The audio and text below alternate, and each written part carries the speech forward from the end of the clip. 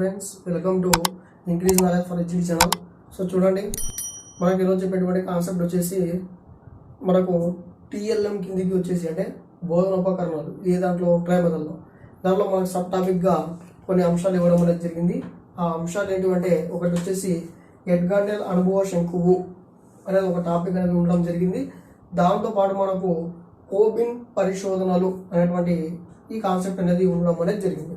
ఇది ట్రై మెథడ్లో ఇవి రెండు చాలా కీ రోల్ పాయింట్స్ అని చూపిస్తాయి, మీకు తెలుసు. సో మనకు టెట్ టీఆర్టీకి కానీ డిఎస్సి కానీ టెట్ కానీ ఇవి రెండు మనకు చాలా మెయిన్ ఇంపార్టెంట్గా ఉండడం అనేది జరుగుతుంది. సో కాబట్టి ఇప్పుడే దాన్ని ఫస్ట్ నుంచి చెప్పేస్తున్నాం, ఎందుకంటే మళ్ళీ అది సగాలు మనకు అడ్డం కాకుండా సో నిదానంగా నేర్చుకోండి. సో మనకు వీటి నుంచి ఖచ్చితంగా మార్కులు రావడానికి సో 100% ఆస్కారం అనేది ఉన్నటువంటి టాపిక్లు ఇవి. సో చూడండి, ఎడ్గార్డెల్. సో చూడండి, ఈ ఎడ్గార్డెల్ మనకు అమెరికా దేశానికి చెందినవాడు. సో ఎడ్గార్డెల్ మనకు అమెరికా దేశానికి చెందినవాడు. ఎడ్గార్డెల్ మనకు అమెరికా దేశానికి చెందినవాడు. ఈ అమెరికా దేశానికి చెందినటువంటి ఎడ్గార్డెల్ చూడండి, సో అమెరికా దేశానికి చెందినటువంటి ఎడ్గార్డెల్ మనకు ఒక గ్రంథం రచించాడు. సో చూడండి, బోధనకు సంబంధించి ఏంటంటే audio, so video, visuals teaching in method. So ఈ గ్రంథం రాసి అతను ఏం చేశాడంటే audio video visual teaching in method అని చెప్పేసి గ్రంథం రచించి ఎడ్గార్డెల్ అందులో మనకు ఏ విధంగా టీచ్ చేయాలి, సో ఏ విధంగా ఉపయోగించుకోవాలి, సో మెథడ్ ప్రకారం అని చెప్పేసి ఒక శంకువు రూపంలో మనకు చెప్పడం అనేది జరిగింది. ఆ శంకువే మనకు ఎడ్గార్డెల్ అనుభవ శంకువు అని చెప్పడం అనేది జరుగుతుంది. సో చూడండి, ఇది ఈ విధంగా సో మనకు ఉండడం అనేది జరుగుతుంది. సో అనుభవ శంకువు మొత్తం ఎన్ని స్థాయిలు ఉంటాయి ఎడ్గార్డెల్ శంకువులు అంటే మొత్తం మనకు 11 స్టేజెస్ అనేటివి ఉండడం అనేది జరుగుతుంది. సో 11 స్థాయిలు అనేటివి మనకు ఉండడం అనేది జరుగుతాయి. So 11 levels. సో ఇప్పుడు చూడండి, సో ఇక్కడ చూసుకుంటే 2. సో ఫస్ట్ అనుభవ శంకువు వేసుకుందాం. ప్రత్యక్ష అనుభవాలు. Second one. So second one వచ్చేసి కల్పిత అనుభవాలు. సో తర్వాత చూడండి, నాటకీకరణలు. తర్వాత వచ్చేసి మనకు ప్రదర్శనలు. అర్థమవుతుందా? సో నెక్స్ట్ వచ్చేసి మనకు నాటకీకరణలు, సో ప్రదర్శనలు. సో నేను సపరేట్ మళ్ళీ ఇక్కడ పక్కన కూడా వస్తాను. తర్వాత మనకు క్షేత్ర పర్యటనలు. తర్వాత ఎగ్జిబిట్స్ అంటే ప్రదర్శితాలు లేదా ఎగ్జిబిట్స్. అర్థమవుతుందా? తర్వాత టెలివిజన్, చలన దృశ్యాలు, రేడియో మాధ్యమాలు, దృశ్య సాంకేతికాలు, సో శాబ్దిక అంశాలు. సో ఈ విధంగా మనకు చూడండి 1, 2, సో 3, 4, 5, 6, 7, 8, 9, 10, 11 స్థాయిలుగా మనకు ఎడ్గార్డెల్ అనుభవ శంకువు అనేది ఉండడం అనేది జరిగింది. సో చూడండి, నేను మళ్ళీ నీట్గా కూడా రాస్తాను ఇవి. సో మనకు ప్రతి ఒక్కసారి కూడా మనకు కోడ్ చెప్పేది. సో చూడండి, కోడ్ కింద నుంచి పక్కన రాసుకుంటే ప్రకరణ, సో ప్రక్షేప, టేచారే. సో నీట్ ఇక్కడ రాసుకున్నాం, అంత అవసరం లేదు. చూడండి కోడ్ ఏం రాస్తానంటే ప్రకరణ, సో చూడండి ప్రక్షేప, టేచారే, దృశ్య. సో ఇది మనకు దృశ్య. సో ఇది మనకు కోడ్గా ఇవ్వడం అనేది జరిగింది. సో ప్రతి ఒక్కరు ఈ కోడ్ అనేది చాలా సింపుల్గా ఉంటుంది కాబట్టి దీన్ని ప్రిఫరెన్స్ చేయడం అనేది జరుగుతుంది. సో ప్రకరణ, ప్రక్షేప, టేచారే, దృశ్య. సో ఇది మనకు కోడ్. సో చూడండి ఈ కోడ్ మనము బయాట్ చేసుకుంటే సో మనకు ఈజీగా అవుతుంది. సో చూడండి ఒక్కో దాని గురించి మనం రాస్తే చూడండి ఒక్కొక్క గురించి రాస్తున్నాం. ప్రకాణ, ప్రక్షేప, టెచార, దృశ్య. సో ప్రకాణ అంటే ప్రత్యక్ష అనుభవాలు. సో చూడండి ప్రత్యక్ష అనుభవాలు. సో కా అంటే కల్పిత అనుభవాలు. సో నా అంటే నాటకీకరణలు. సో ప్రా అంటే ప్రదర్శనలు. క్షే అంటే క్షేత్ర పర్యటనలు. సో చూడండి క్షేత్ర పర్యటనలు. సో ఇంకొక పా అంటే ప్రదర్శితాలు. దీన్ని మనం ఎగ్జిబిట్స్ అంటాం. సో గుర్తుపెట్టుకోండి. సో టే అంటే టెలివిజన్. సో చా అంటే చలనచిత్రాలు. రే అంటే సో రేడియో మాధ్యమాలు. ధ్రువ్ అంటే దృశ్య సంకేతాలు. సో షా అంటే శాబ్దిక చిహ్నాలు. ఇవి మనకు 11 అనేది మనకి ఎడ్గార్డేల్ ఒక ఆర్డర్లో ఒక క్రమంలో పెట్టుకోవడం అనేది జరిగింది. సో మనం కూడా ఒక ఆర్డర్ ప్రకారమే నేర్చుకోవాలి. సో కిందిది 10 కిందికి నేర్చుకోకూడదు.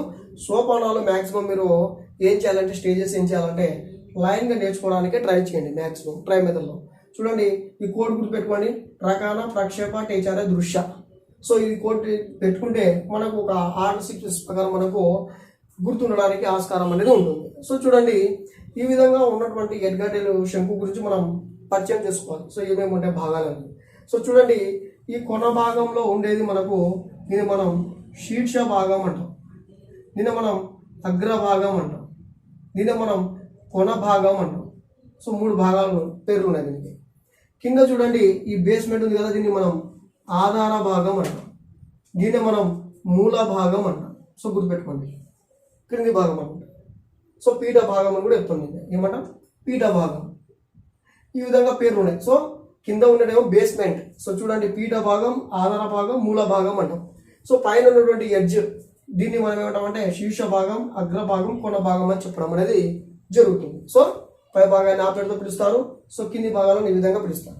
ఇప్పుడు చూసుకుంటే మన కాన్సెప్ట్ చూడండి. ఇప్పుడు చూసుకుంటే ఉపాధ్యాయుడు సో పైనుంచి కిందికి బోధించాలా, సో లేకపోతే పై నుంచి సో కింది నుంచి పైకి స్టెప్ బై స్టెప్ నేర్పించాలా, సో బోధన అనేది ఏ విధంగా చేయాలి, ఉపకరణాలు ఏ విధంగా చేపించాలి అనేది ఈ కాన్సెప్ట్ మనకు ఆధారపడి ఉంటుంది. ఇప్పుడు చూడండి చూడండి కింది నుంచి సో కింది నుంచి మనకు పైకి వెళ్ళే కొలది కింది నుంచి మనకు పైకి వెళ్ళే కొలది ఏమవుతుందంటే సో మూర్తం నుంచి మనం ఏం చేస్తామంటే మూర్తం అనేటువంటి అనుభవాల నుంచి అమూర్తం వైపుకు ప్రయాణిస్తాం.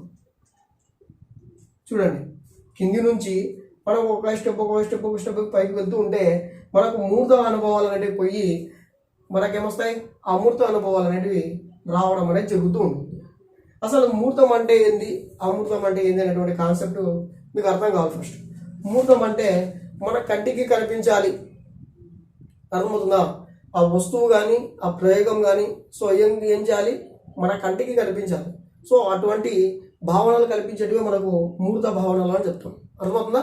అంటే అమూర్త భావనలు అంటే అవి ఫార్మల్గా మనకేం చేస్తాం, అవి కంటికి కనిపించకపోయినా కూడా మైండ్లో ఊహించుకుంటూ ఉంటాం, ఆ స్థాయిలో ఉంటాయి. ఇవి అమృత భావనలు. సో చూడండి సో ఈ విధంగా మనం కింది నుంచి పైకి వెళ్ళే కొలది మనకు మూర్త భావనలు అనేవి అమృతం వైపుకు ప్రయాణిస్తూ ఉంటాయి. అదే మనకు రివర్స్ చూసుకోండి. సో ఇక్కడ మనం పైనుంచి సో ఇక్కడ చూడండి మనం పైనుంచి కిందికి వస్తున్నాం. పైనుంచి కిందికి వస్తే అమృతం నుంచి చూడండి మనం మూర్త భావనల వైపుకు వెళ్తాం. ఇది మనకు కాన్సెప్ట్. అమృతం నుంచి మూర్త వైపుకు వస్తూ ఉంటాం. పైకి వెళ్ళే కొలది చూడండి ఈ పీఠంలో పైకి వెళ్ళే కొలది దీని విస్తరణ అనేది తగ్గుతూ ఉంటుంది. అర్థమవుతుందా? సో పైకి వెళ్ళే కొలది అంటే ఆధార భాగం నుంచి శీర్ష భాగంకి వెళ్ళే కొలది దీని విస్తరణ అనేది తగ్గుతూ ఉంటుంది.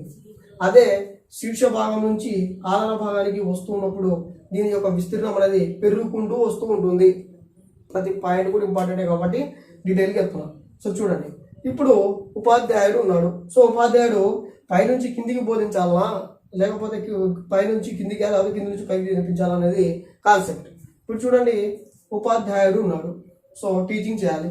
వచ్చి డైరెక్ట్ శాబ్దిక అంశాలు అంటే ఇక్కడ ఉన్నటువంటి అంశాలు ఓన్లీ శబ్దం రూపంలోనే ఉంటాయి.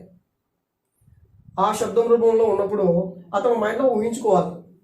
ఇప్పుడు చిన్న పిల్లవాళ్ళు ఉన్నారు. సో చిన్న పిల్లవాళ్ళు మీ దగ్గరికి వచ్చారు. సో మీ దగ్గరికి వచ్చినప్పుడు మీరు ఏదో మీకు తెలుసు కాబట్టి మీ ఏజ్కి అన్ని అంశాలు తెలుసు కాబట్టి చూశారు మొత్తం కాబట్టి బాగుంటుంది. పిల్లవాళ్ళు చూడగలిగారు. సో డైనోసార్ అనేవనుకో ఊహించుకుంటారా, లేకపోతే ఏదైనా ఇంకొక ప్రయోగం చేస్తారా?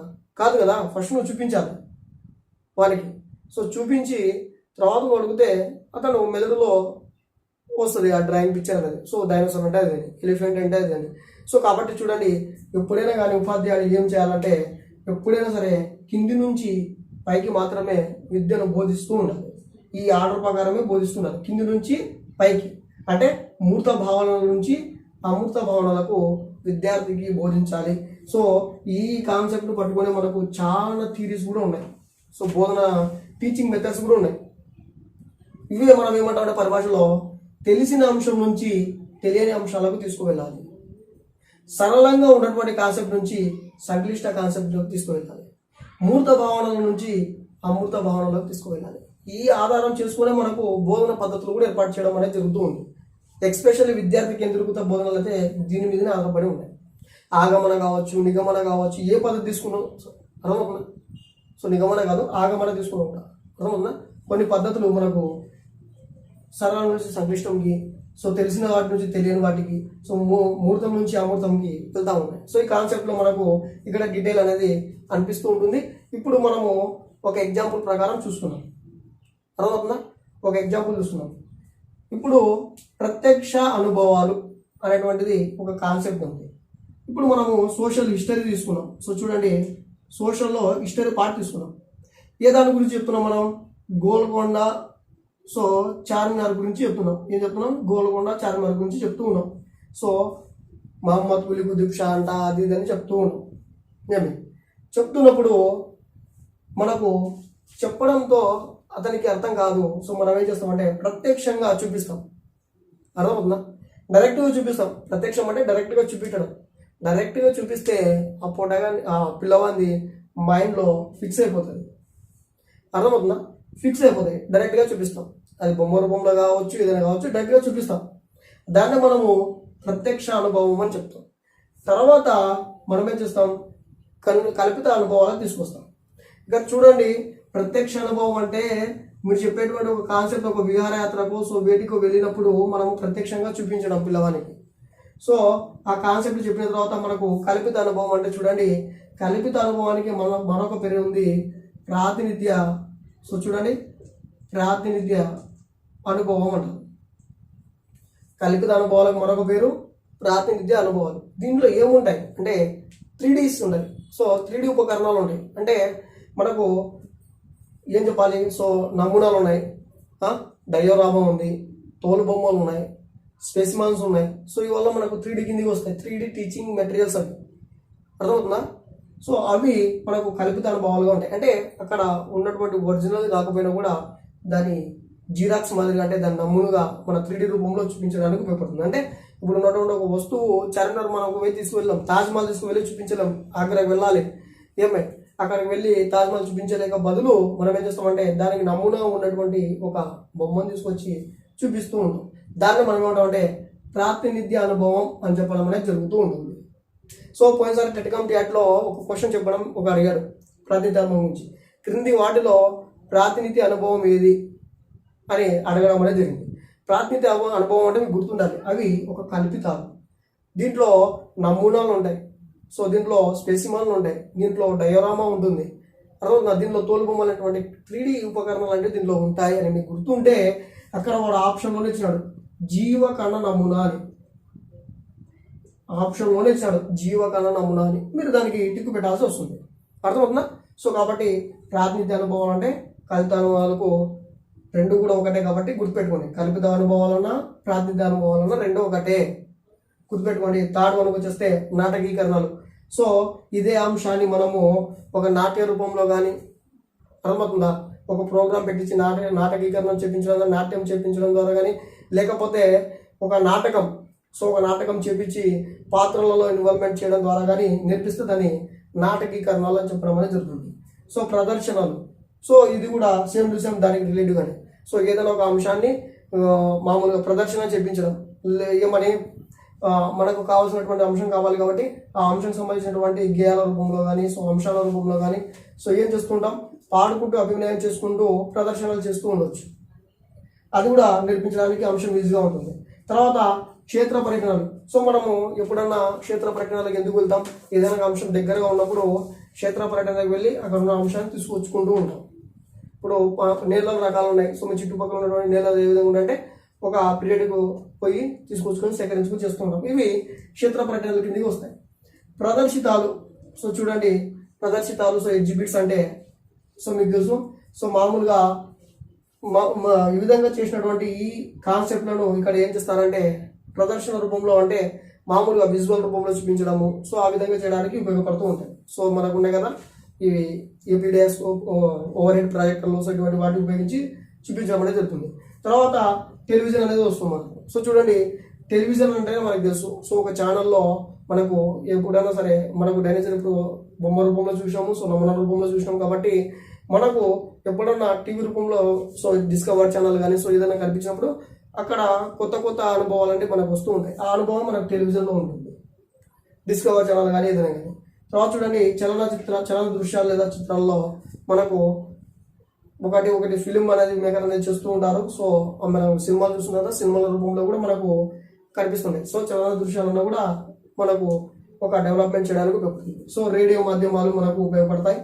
సో రేడియో మాధ్యమాలు అంటే దీనికి డెప్త్ భావన కల్పిస్తుంది, అమృతంగా. అంటే కేవలము ఇప్పుడు ఇంతవరకు చూస్తూ వచ్చాం, చలనచిత్రాల వరకు, చలన దృశ్యాల వరకు మనం చూస్తూ మనము అనుభూతిని పొందాం. సో ఇప్పుడు చూస్తూ కాకుండా వింటూ పోవాలి. ఇప్పుడు రేడియో అనేది మనకు కేవలం ఏం చేస్తుంది, ఆడియోను రిఫ్లెక్ట్ చేస్తుంది. ఓన్లీ ఆడియో సంబంధించినటువంటి బోధన ఉపకరణం అది, అర్థమవుతుందా? శ్రవణ బోధన ఉపకరణం రేడియో ఓన్లీ వినడానికే పనికి వస్తుంది. ఆ విన్నప్పుడు ఆ కాన్సెప్ట్ అనేది మనకు మైండ్లో రావాలి. సో కాబట్టి ఇది ఒక అమృత భావన, మనం చూడము, కేవలం వినడం కాబట్టి. సో చూడండి ఇది మనకు పోయే కొద్ది డెప్త్ వస్తూ ఉంటుంది. దృశ్య సాంకేతికాలు, సో చూడండి ఏదైనా మనకు ఏదైనా గుర్తులు కానీ, సో సంఖ్యలు కానీ, చిహ్నాలు కానీ, సో సంబంధించినటువంటి అంశాలు మనకు వినిపించిన సో ప్లస్ అంటాం. సో వెంటనే మనకు ఏమవుతుంది, ఆ ఫిగర్ అనేది మన కళ్ళ ముందర ఉన్నట్టు కనిపిస్తూ ఉంటుంది, అర్థమవుతుందా? సో మైనస్ అంటాం. సో మన కళ్ళ ముందర రైలు మన కళ్ళ ముందర ఉన్నట్టు సో మెదడులో వస్తూ ఉంటాయి. ఇటువంటి సంకేతాలు మనకు దృశ్య సంకేతాల కిందకి వస్తూ ఉంటాయి. ఇంకా శాబ్దిక చిహ్నాలు అంటే ఉపన్యాస పద్ధతి అని చెప్పవచ్చు దీన్ని. ఎందుకంటే కేవలం మనం మాట్లాడుతూ ఇన్ఫర్మేషన్ ఇస్తూ ఉంటాం. సెమినార్ మాదిరిగా వాడు ఊహల్లో తెలుతూ ఉంటాడు, అర్థమవుతుందా? సో వాడు ఊహించుకుంటూ ఉంటాడు. సో ఇటువంటి సంకేతాలు అనేవి మనకు ఇక్కడ ఉంటాయి, శాబ్దిక చిహ్నాలు. చూడండి ఇక్కడ ఏమో డైరెక్ట్ చూపిస్తున్నాం, ఇక్కడికి వచ్చేసరికి నమూనాలు ఉపయోగించి చూపిస్తున్నాం, ఇక్కడికి వచ్చేసి నాటకాల ద్వారా చూపిస్తున్నాం, ఇక్కడికి వచ్చేసరికి ఆ నాటకాలనే గేయాల రూపంలో ప్రదర్శించి మరి చూపిస్తున్నాం. సో ఇక్కడికి వచ్చేసరికి ఎక్స్పెరిమెంటర్ దగ్గరికి వెళ్తూ ఉన్నాం, ఇక్కడికి వచ్చేసరికి దాన్ని మనం ఒక లైవ్ ప్రొజెక్టర్ మాదిరిగా ప్రదర్శించాలి చేయాలి కాబట్టి చేస్తూ ఉన్నాం. టెలివిజన్లో చూపిస్తూ ఉన్నాం, దాంతోపాటు చలనచిత్రాలను ఉపయోగించి మరీ చూపిస్తూ ఉన్నాం. రేడియోలో వచ్చేసరికి ఓన్లీ వినిపిస్తున్నాం, తర్వాత దాన్ని వినిపిస్తుంటే వాడు ఊహించేటట్టు చేస్తున్నాం.